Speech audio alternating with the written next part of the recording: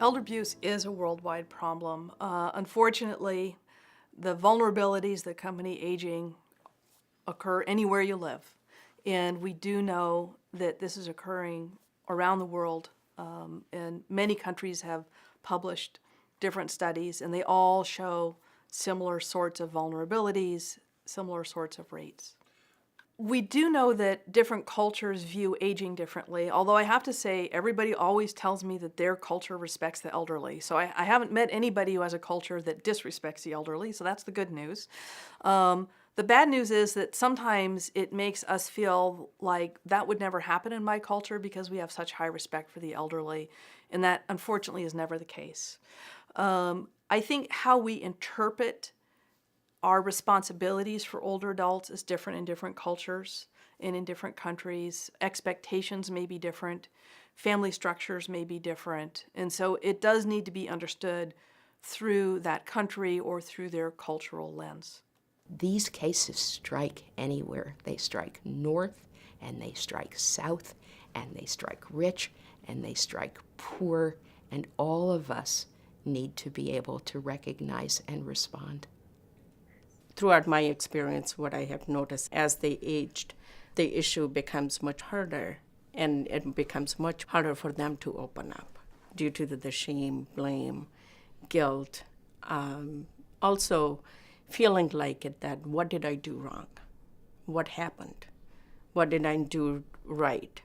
Who is going to believe me that if I talk about this is what's going on with me?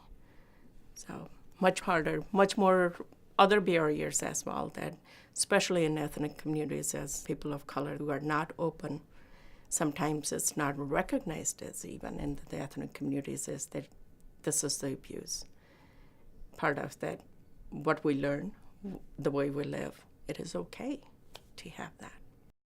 I grew up on a farm in northern Minnesota, and our closest neighbor was, well, I guess it was only about a half a mile away. But, some individuals live 2-3 miles back where their closest neighbor is 2 or 3 miles away. Where I grew up, the closest town was 20 minutes away. If you didn't go to International Falls, you had to go 2 hours away to get to the next closest big town.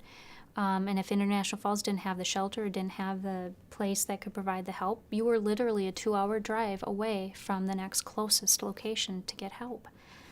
When I tell people that I prosecute elder abuse cases, they'll often ask me, oh, you must spend a lot of time in nursing homes.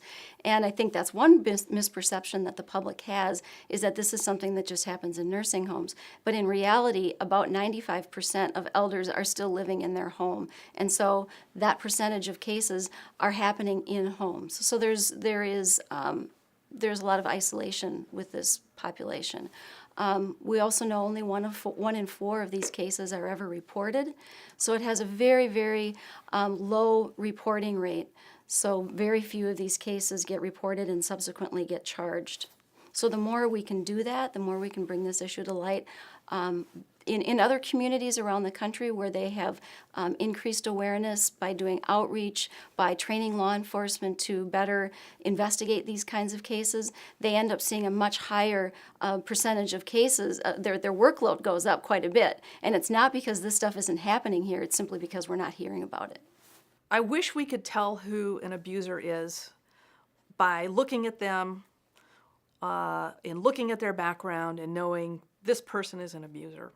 Unfortunately, what we've learned is that anybody can end up being an abuser. They can be people who are just cruel, immature, cheerleaders who end up doing something awful like this. They can be somebody who is a real sociopath who ends up sexually assaulting folks, but you don't know what these people look like. They can be men, they can be women, they can be any ethnicity, they can be any age.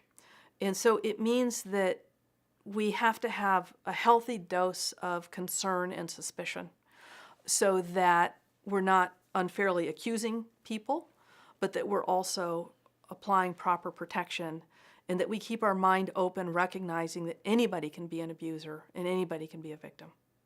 Is anybody taking your money without your permission? Are you afraid of anybody? Is anybody hurting you?